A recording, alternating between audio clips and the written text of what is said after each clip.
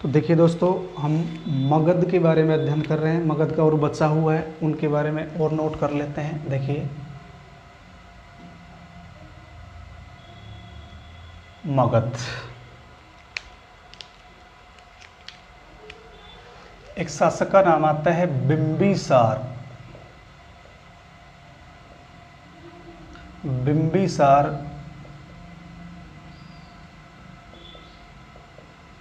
मगध साम्राज्य का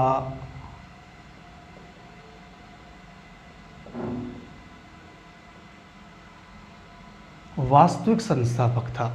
मगध साम्राज्य का वास्तविक संस्थापक कौन था? बिंबिसार। देखिए, बिंबिसार के बारे में, ये महात्मा बुद्ध के मित्र और संरक्षक थे। महात्मा बुद्ध के मित्र व संरक्षक थे। तो मगध साम्राज्य का जो वास्तविक संस्थापक कौन है? बिंबिसार। यद्यपि हम डिटेल से अध्ययन करेंगे जब मगध का उत्कर्ष पढ़ेंगे, तो महात्मा बुद्ध के मित्र भी थे और उसके संरक्षक भी थे। इसने अपने पड़ोसी राज्य अंग को जीतकर अपने पड़ोसी राज्य अंग को जीतकर उसका विलय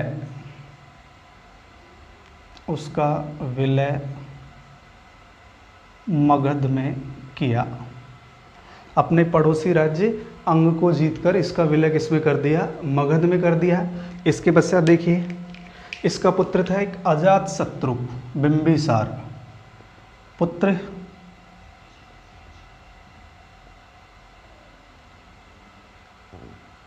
अजात शत्रु ने बिंबिसार की हत्या कर दी।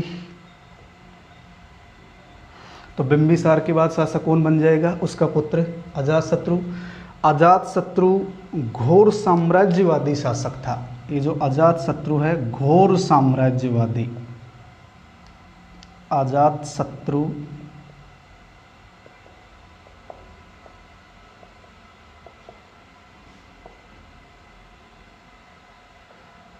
घोर साम्राज्यवादी था। अजातशत्रु कैसा शासक था? घोर साम्राज्यवादी शासक था। इसने वज्जी संघ को मगध में मिलाया।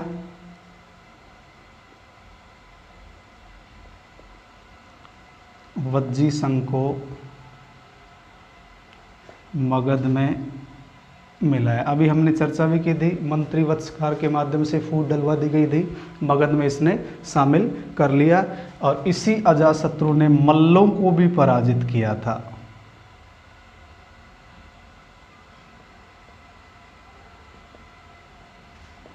मल्लों को भी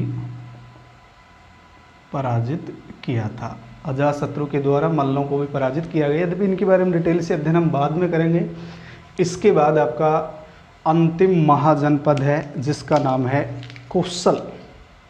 अंतिम महाजनपद जिसका नाम है कोसल। देखिए दोस्तों, ये जो कोसल है, ये उत्तरी पूर्वी भारत का प्रमुख राज्य था। एक तो उत्तरी पूर्वी भारत का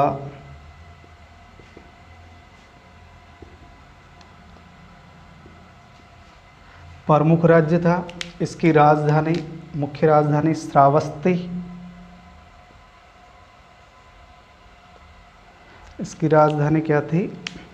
श्रावस्ती। वर्तमान में जो फैजाबाद के आसपास का क्षेत्र है वो कोसल क्षेत्र था। वर्तमान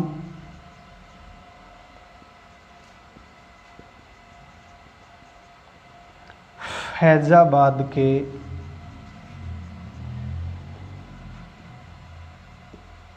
आसपास का क्षेत्र, वर्तमान फैजाबाद के आसपास का जो क्षेत्र वो क्या कहलाया? कोसल। इसी प्रकार सरयू नदी कोसल को दो भागों में बांटती है। कौशल को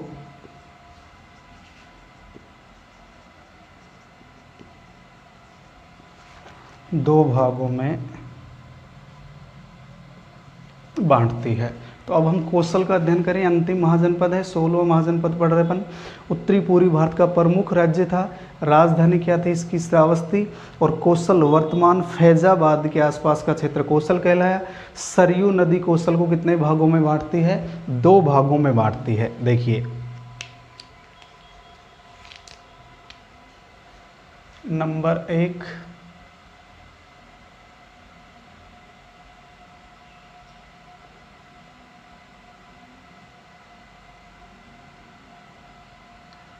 उत्तरी कौशल।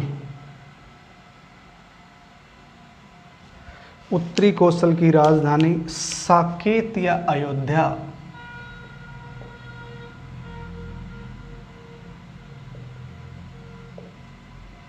उत्तरी कौशल की राजधानी क्या है? साकेत या अयोध्या। नंबर 2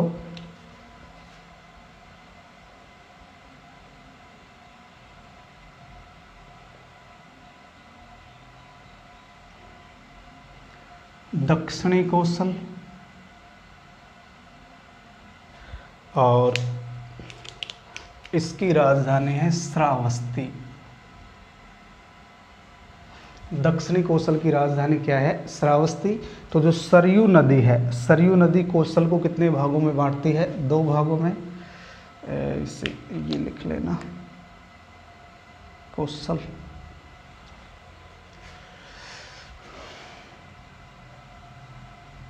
ठीक है दोस्तों, उत्तरी कौशल की राजधानी क्या हो जाएगी? साकेत या अयोध्या। और दक्षिणी कौशल की राजधानी क्या हो जाएगी? श्रावस्ती। इसके पश्चात देखिए,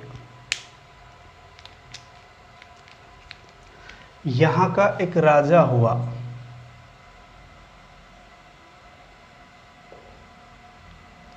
जिसका नाम है कंस। यह एक राजा है जिसका नाम है कंस। और इस कंस ने काशी को जीत लिया था। इसने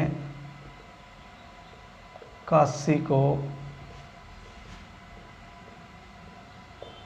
जीत लिया था। यहाँ कौशल का एक राजा हुआ। राजा का नाम क्या है? कंस। कंस ने किसको जीत लिया? काशी को। इस कंस के पश्चात यहाँ का एक शासक हुआ। कंस के पश्चात यहाँ का शासक हुआ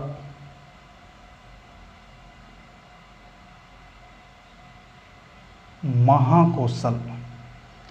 कंस के पश्चात यहाँ का एक शासक हुआ जिसका नाम क्या था? महाकौशल। और इस महाकौशल के समय काशी पर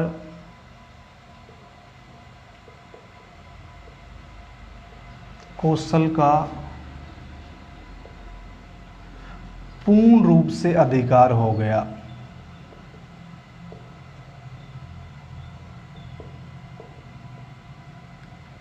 तो दोस्तों, एक शासक है कंस। कंस ने काशी को जीत लिया था। इसके बाद यहाँ का शासक कौन बना? महाकौशल। महाकौशल के समय काशी पर कौशल का पूर्ण रूप से अधिकार हो गया था। इसके पश्चात देखिए,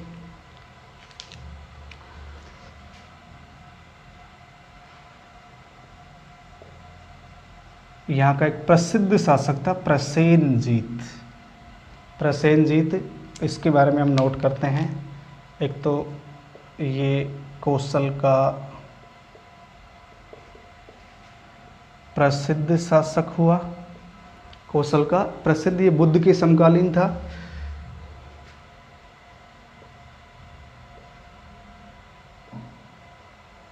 बुद्ध काल का राजा था, यानी बुद्ध के समकालीन कह सकते हैं, बुद्ध काल का राजा था। इसी प्रकार ये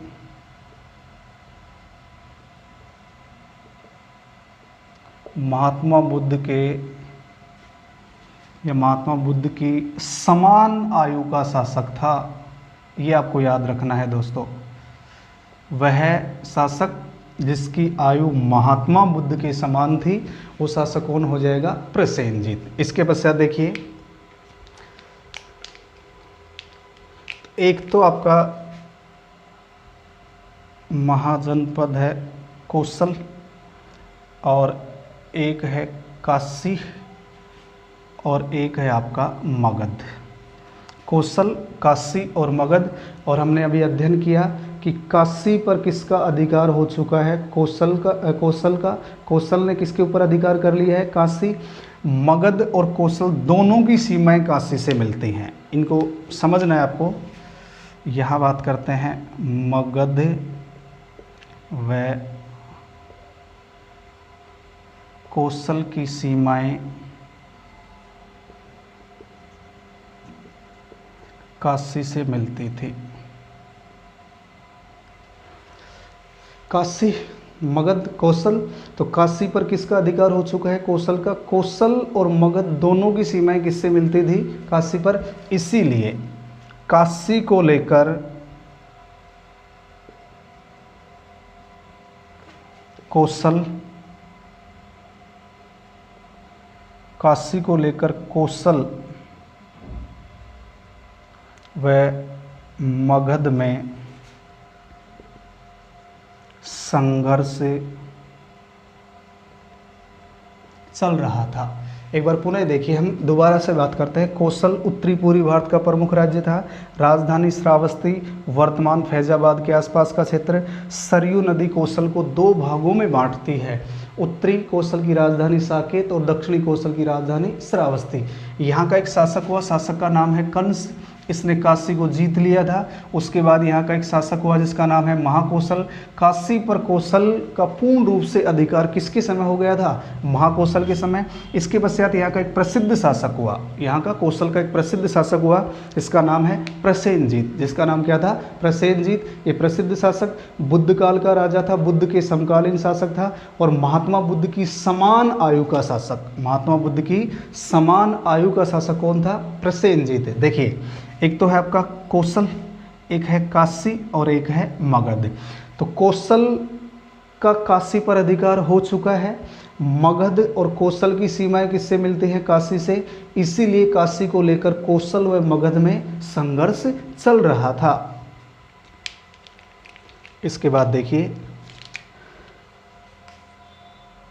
मगध को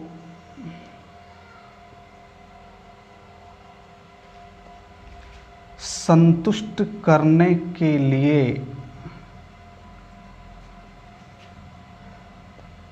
प्रसेनजीत ने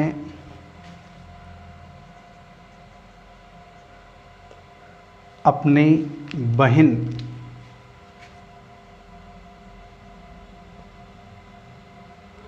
महाकोसला का विवाह किसके साथ कर दिया, बिंबिसार के साथ कर दिया।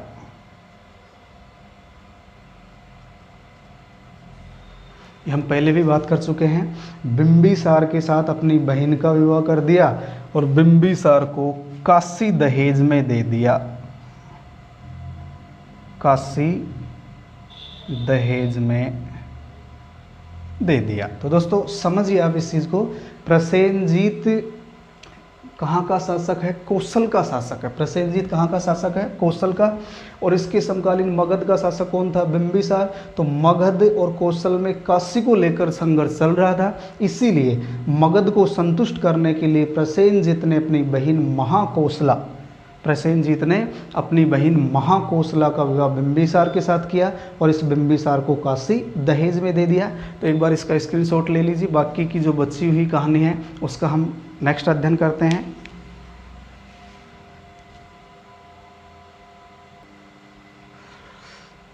देखिए दोस्तों, हम कौशल और मगध के संघर्ष के बारे में चर्चा कर रहे थे। तो काशी को लेकर इनमें संघर्ष चल रहा था। मगध को संतुष्ट करने के लिए प्रसेनजीत ने क्या किया, अपनी बहन महाकोसला का विवाह बिंबिसार के साथ कर दिया और बिंबिसार को काशी दहेज में दे दिया गया। तो इसके समय से जो संघर्ष चल रहा था वो संघर्ष समाप्त हुआ। लेकिन जैसे ही बिंबिसार की हत्या करके अजातशत्रु शासक बना, अजातशत्रु के समय पुनः संघर्ष शुरू हो गया। इसलिए मैंने साफ नहीं किया है, दोबारा से क्लियर कर लेंगे अपन। तो अब बिंबिसार के बाद शासक कौन बना, अजातशत्रु। यहीं पे नोट करते हैं हम।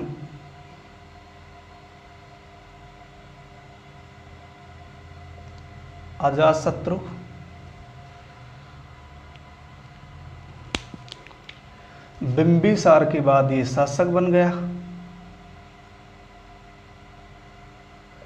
बिंबिसार के बाद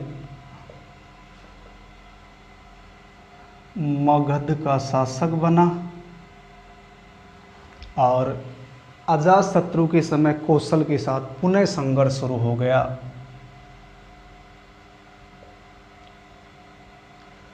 कौशल के साथ पुनः संघर्ष शुरू हो गया।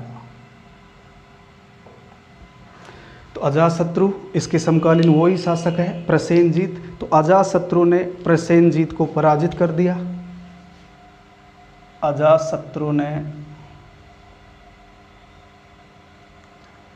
प्रसेनजीत को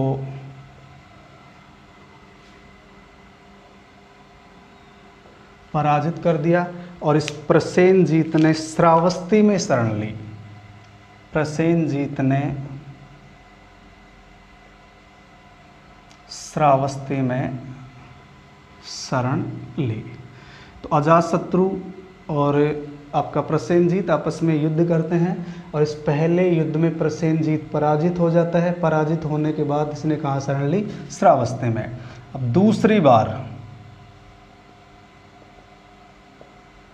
दूसरी बार प्रसेनजीत ने अजातशत्रु को पराजित कर दिया। अजातशत्रु को पराजित कर दिया। तो पहली बार तो प्रसेनजीत पराजित हुआ और दूसरी बार प्रसेनजीत ने किसको पराजित कर दिया? अजातशत्रु को। लेकिन ये जो संघर्ष चल रहा था इसका समापन करने का प्रयास किसने किया? प्रसेनजीत ने। तो ये जो प्रसेनजीत है,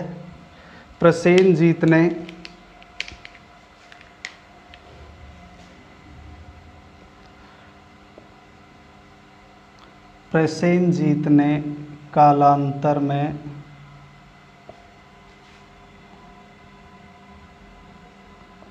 मगध के साथ संधि करना ही उचित समझा। तो इस समय मगध का शासक कौन है? अजातशत्रु। मगध का शासक कौन है? अजातशत्रु। तो इसने अजातशत्रु से संधि करना ही उचित समझा और प्रसेनजीत ने अपनी पुत्री वाजिरा का विवाह अजातशत्रु के साथ कर दिया। प्रसेनजीत ने अपनी पुत्री, देखो बहन, अभी हम दोबारा चर्चा कर लेंगे, वाजिरा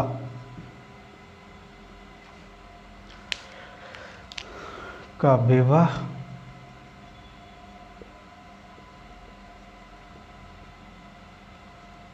अजातशत्रु के साथ कर दिया। इसका विवाह किसके साथ कर दिया? अजातशत्रु के साथ कर दिया। और इस अजातशत्रु ने ही कौशल का मगध में विलय किया था, ये याद रखना है आपको। अजातशत्रु ने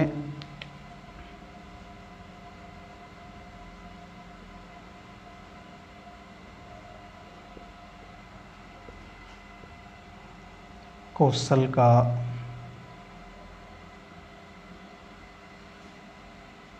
मगध में विलय किया। तो दोस्तों एक बार इसे पुनः समझिए, थोड़ा सा लेंथी है ये टॉपिक, थोड़ा डिटेल से है। सरयू नदी कौशल को दो भागों में बांटती है, उत्तरी कौशल, दक्षिण कौशल। तो वास्तविक राजधानी श्रावस्ती दक्षिण की और उत्तर की राजधानी क्या है? साकेत या अयोध्या। देखिए कौशल का एक राजा हुआ जिसका नाम था कंस। कौशल का एक राजा जिसका नाम क्या है? कंस। इसने काशी को जीत लिया। कंस के बाद यहाँ का शासक कौन हुआ? महाकौशल। महाकौशल के समय काशी पर कौशल का पूर्ण रूप से अधिकार हो गया। महाकौशल के बाद यहाँ का शासक कौन बना? प्रसेनजीत। ये आपको याद रखना इंपॉर्टेंट है, यहाँ का प्रसिद्ध शासक हुआ। कौशल का प्रसिद्ध शासक कौन हुआ? प्रसेनजीत। ये बुद्ध के समकालीन थे, बुद्ध काल का राजा था। महात्मा बुद्ध की समान आयु का शासक, महात्मा बुद्ध की समान आयु का शासक था।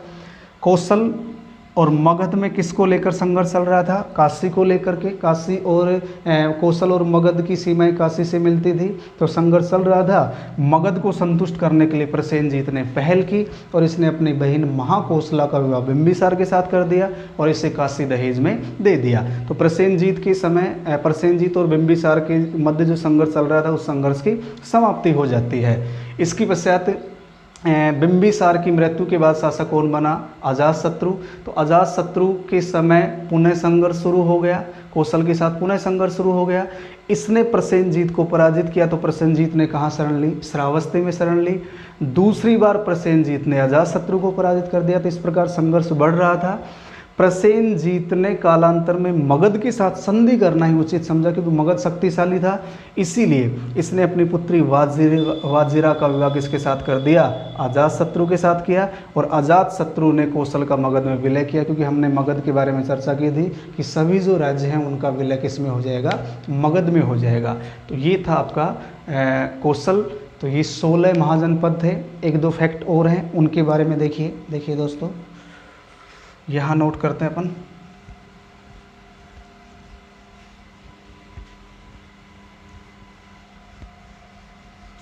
ये जो टोटल 16 महाजनपद थे, टोटल 16 महाजनपदों में अब अगर हम सबसे शक्तिशाली की बात करते हैं तो क्या आएगा? मगध। लेकिन 4 अगर महाजनपद पूछ लिए जाएं कि 4 शक्तिशाली महाजनपद कौन कौन से थे, सबसे शक्तिशाली कोई डाउट नहीं है मगध आएगा। लेकिन 4 शक्तिशाली, 4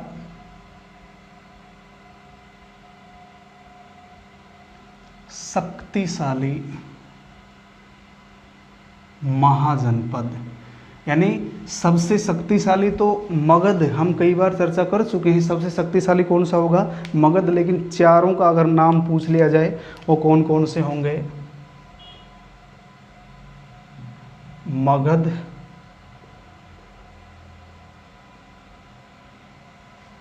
कौशल,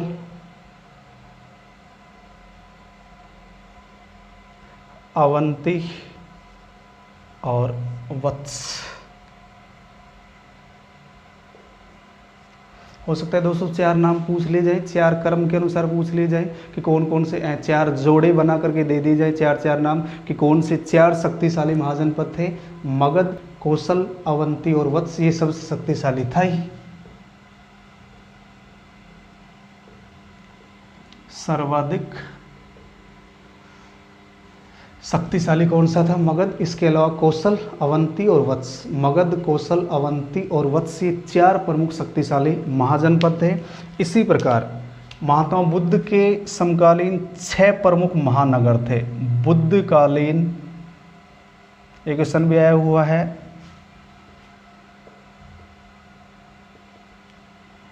छह महानगर, बुद्धकालीन 6 महानगर कौन कौन से थे? देखिए,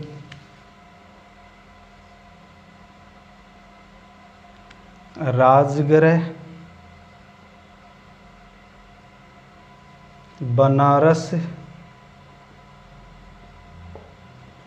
साकेत,